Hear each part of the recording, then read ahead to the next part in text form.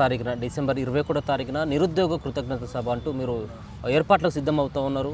ఒక పక్కన నిరుద్యోగులేమో మీరు ఓయూలో మీరు ఎట్లా ఈ సంబంధించిన కృతజ్ఞత సభ పెడతారు, మీరేమో సభ పెట్టేదానికి మీరు ప్లాన్ చేస్తూ ఉంటే నిరుద్యోగులేమో మేము రాళ్ల దాడి చేసేదానికైనా సిద్ధమంటూ అశోక్ నగర్ సంబంధించినటువంటి విద్యార్థులు మీతో పాటు కలిసి ప్రయాణం చేసినటువంటి వాళ్ళు చెప్తా ఉన్నారు. మిమ్మల్ని అడుగుతున్నాను, నేను ఒక 10 ఏళ్ళ నుంచి ఈ రాష్ట్రంలో నోటిఫికేషన్ లేవు సార్.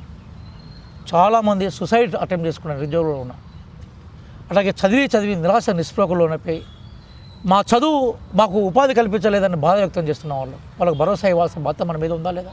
విలువైన ప్రాణాలను కాపాడి భవిష్యత్తులో మేము ఇట్లా ఉండబోతూ ఉన్నాం అని చెప్పే లక్ష్యం ప్రభుత్వానికి ఉండాలి లేదా? కాబట్టి మా దగ్గర చినగాని దయాకర్ లాంటి మిత్రులు, అలాగే మానవతా రాయ్ లాంటి మిత్రులు కొంతమంది నిరుద్యోగులకు సంబంధించిన ఇష్యూస్ మీద భరోసా కల్పించే ప్రయత్నం చేస్తున్నారు. అది నిరాశ నిస్పృహల నుంచి యువతను కాపాడుతుంది. ప్రభుత్వం మీకేం చేయబోతుందో భరోసా ఇస్తుంది. చదువు పట్ల ఆకాంక్ష నెరవేరుతుంది. డ్రగ్స్కి, మాదక ద్రవ్యాలకి, చిన్న విషయాలకి, సూసైడ్కి ప్రేరేపించే ఐడియాలజీని ఆపేసి ఆశాజనకమైన జీవితాన్ని ఇస్తుంది. దానికోసం మేము పెట్టే వాటిని మనం ఆహ్వానించాలి కదా. ఎస్, ఇంకా చాలా ఖాళీలు ఉన్నాయి, నింపాల్సిన బాధ్యత మా మీద ఉంది. పాత నీరు పోకుండా కొత్త నీరు రాదు కదా. కాబట్టి మేము ఆల్రెడీ ఇష్యూడ్ అయిన నోటిఫికేషన్స్ పరిశీలించి వాటి క్లియర్ చేసుకొని వెళ్ళిపోతున్నాం. ఎక్కడ కూడా ఎగ్జామినేషన్లో అవకతవకలు జరిగినట్టుగైతే మీరు రిపోర్ట్ తీసుకోలే కదా.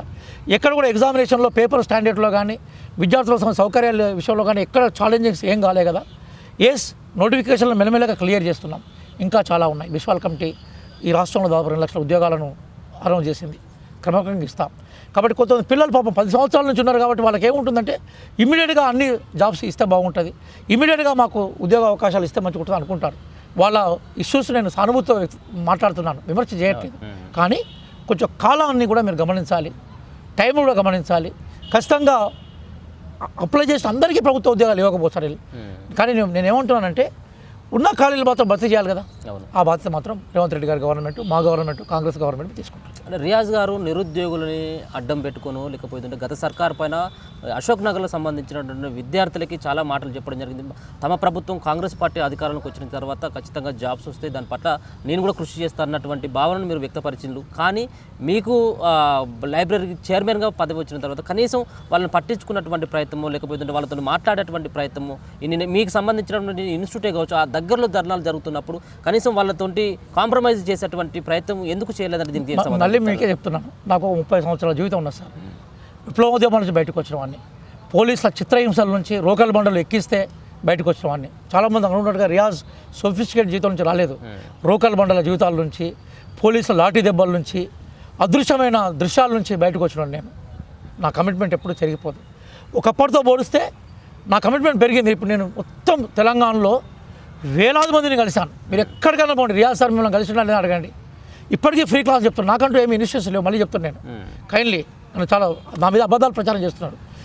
నేను వృత్తిరీత్యా అధ్యాపకుడిని, అది నా బ్రతుకుదేరు. బ్రతకడానికి నేను పాఠాలు చెప్పుకోవాలి కదా. నాకు వేరే వృత్తులు రావు. పాఠాలు చెప్పడం నా వృత్తి.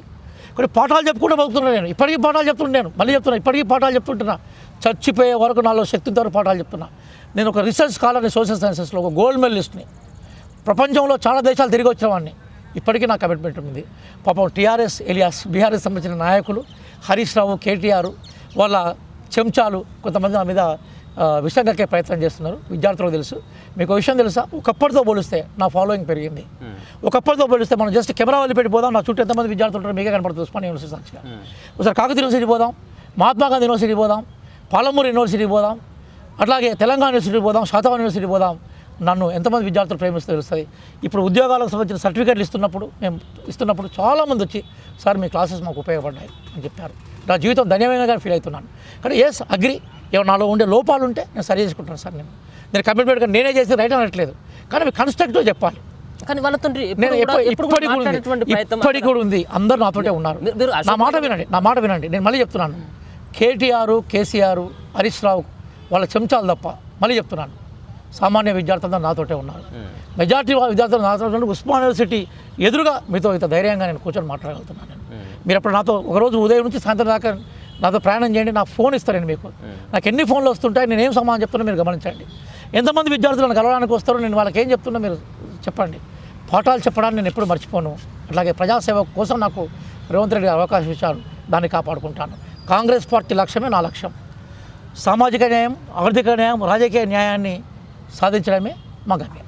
చివరిగా ఒక మాట, మనం చాలా రోజుల కానించి తెర మరుగైనటువంటి కల్వకుంట్ల కవిత నిన్న మొన్న మాట్లాడుతూ ఉన్నటువంటి అంశం బీసీ రిజర్వేషన్లు, బీసీలకు దక్కాల్సినటువంటి వాళ్ళకి రిజర్వేషన్ల కోసం నిన్న మీరు వేసినటువంటి కమిషన్ ఏదైతే ఉందో డెడికేషన్ కమిషన్ని, ఆ చైర్మన్ కూడా కలవడం, ఇదంతా చూస్తే ఎట్లా అనిపిస్తుంది? ఇప్పుడు ఆమె నిజంగా హృదయంలో నుంచి మాట్లాడితే, బీసీల పట్ల కమిట్మెంట్ మాట్లాడితే నేను ఆహ్వానిస్తాను. కానీ నాకు ఎందుకు అట్లా అనిపించట్లేదు. పెదాలతోటే మాట్లాడుతున్నట్టు కనపడింది.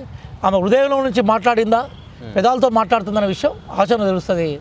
ఎవరికి బీసీల పట్ల కమిట్మెంట్ ఉందో త్వరలో తెలుస్తుంది.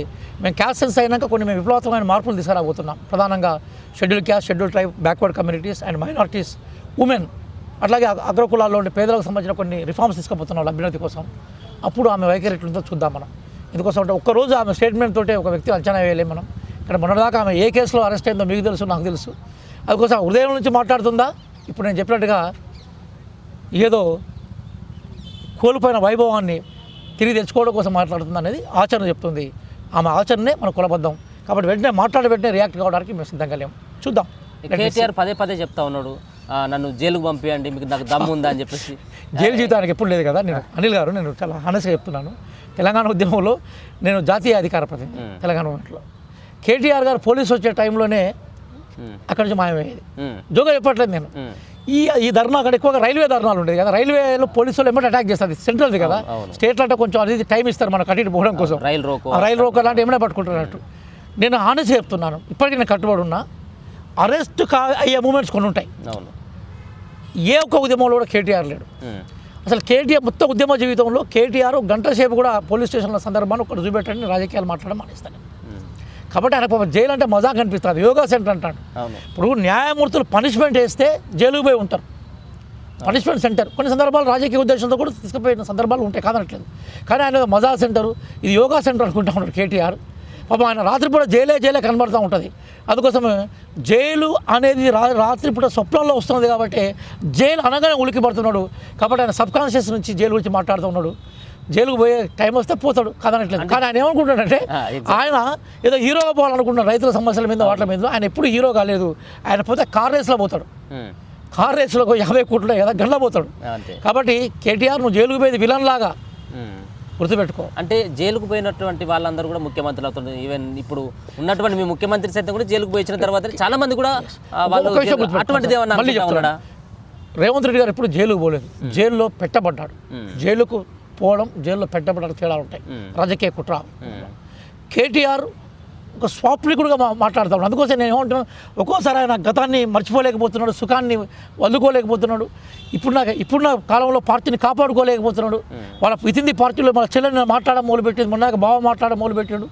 ఆయన సంతోష్ కుమార్ హ్యాపీరావు ఎక్కడ పోయాడు ఎవరిని తెలుస్తుంది అసలుకి. కాబట్టి మా ఫ్రస్ట్రేషన్లో ఉన్నాడు కేటీఆర్. కాబట్టి ఆ ఫ్రస్ట్రేషన్లో నుంచి కొంతకాలం మరి మానసికంగా హ్యాపీగా ఉందామనుకుంటాను, జైలుకు పోయి ఉందామనుకుంటున్నాడు కావచ్చు. కానీ జైల్లో హ్యాపీనెస్ ఉండదు సార్. జైలు జీవితం మేము విప్లవ ఉద్యమంలో పనిచేసినప్పుడు మాకు తెలుసు, జైల్లో హ్యాపీనెస్ ఉండదు. ఎందుకోసం అంటే నిరంతరం ప్రజల ప్రేమ పొందిన వాళ్ళకి ఒంటరిగా జీవించడం అనేది చాలా దుర్లభమైన అంశం. అది ఆయనకి పాపం తెలియదు కదా, జీవితం తెలియదు కదా. అందుకోసం మేము జైలు గురించి మేము ఆయన లెక్క ఎట్లా పడితే అట్లా మాట్లాడే అవకాశం మాకు ఉండదు. మాట్లాడుతుంటాడు. కాబట్టి ఆయన మాటల్ని మేము కామెడీ కానీ చూసుకుంటే తప్ప ఏం లేదు. కానీ దాని వెనుక ఒక కుట్ర ఉన్నది. ఏంటంటే తాను ఆ పార్టీలో తిరుగులేని నాయకుడు కావాలనుకుంటున్నాడు. అనుకో ఆయన చాలా పెద్దలతో ఊహించుకుంటున్నాడు. కానీ నాకు అంత సీన్ లేదు. ఇది వాస్తవం. Okay, thank you.